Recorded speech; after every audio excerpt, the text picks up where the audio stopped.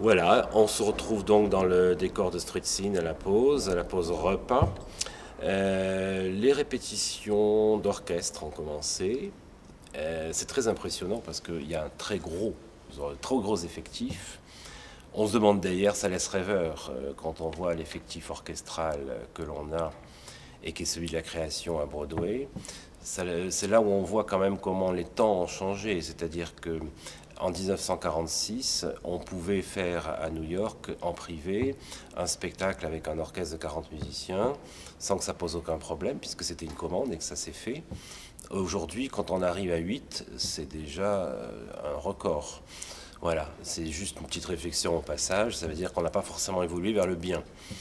Cet orchestre, il n'est pas là seulement par rapport à son effectif, il apporte on le découvre, puisque c'est quand même une œuvre qu'on a, en tout cas en ce qui me concerne, jamais entendue en live. Il apporte beaucoup de précision sur l'œuvre. On se rend compte que même si ça a été créé à New York dans un style américain, ça s'appelle donc un American Opera, les racines allemandes de Kurt Weill sont encore là, les racines brechtiennes même, je dirais. C'est-à-dire qu'on a une écriture très violente qui frise le drame, l'expressionnisme, voire même le cabaret.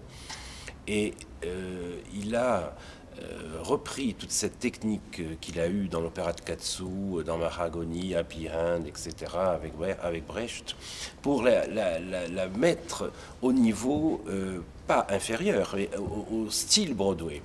Et ça, je trouve que c'est vraiment un coup de génie. Voilà, pour moi, c'est chapeau, parce que je ne vois pas dans l'histoire de la musique et du théâtre quel est le compositeur qui a pu faire joindre deux mondes aussi distincts que le Berlin des années 30 et le New York des années 40, qui sont peut-être deux formes de culture des plus brillantes, mais qui se sont jamais rejointes. Et lui l'a fait.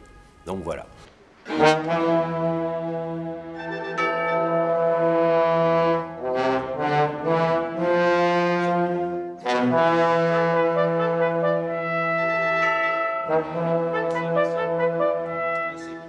Ça, c'était ma première impression. Ma deuxième impression, c'est que c'est très dur à passer pour des chanteurs, même avec des voix exceptionnelles. C'est gros, c'est lourd, mais l'équilibre est en train de se faire. On a fait la couturière, on a vu les premiers costumes. On est ravis parce qu'on reste dans l'époque, mais sans y être non plus collé. Hein, c'est une transposition, comme je l'ai dit, mais il fallait surtout pas mettre cette œuvre, en faire une actualité d'aujourd'hui. Ça aurait été totalement ridicule, puisque l'immigration américaine a totalement changé de nos jours. En 1945, c'était des Juifs venant de l'Est, des Italiens, des Suédois, des Allemands, ce qui a totalement changé aujourd'hui, puisque l'immigration, elle vient plutôt du Mexique, comme chacun sait, ou des pays émergents. Voilà, donc on se retrouve dans une atmosphère assez cinématographique des années 40. Voilà, je crois qu'on va avoir quelques journées un peu compliquées, comme toujours. L'opéra, c'est un pulse. C'est un pulse de choses qui se superposent les unes au jour chaque jour, entre le décor, les lumières, ça c'est comme au théâtre, mais après il y a cet orchestre, il y a les chœurs qui arrivent aussi, il faut habiller tout ce monde, il faut coiffer tout ce monde, maquiller tout ce monde. C'est une véritable usine, c'est une machine. L'entreprise temps est fondamentale à maîtriser comme au cinéma.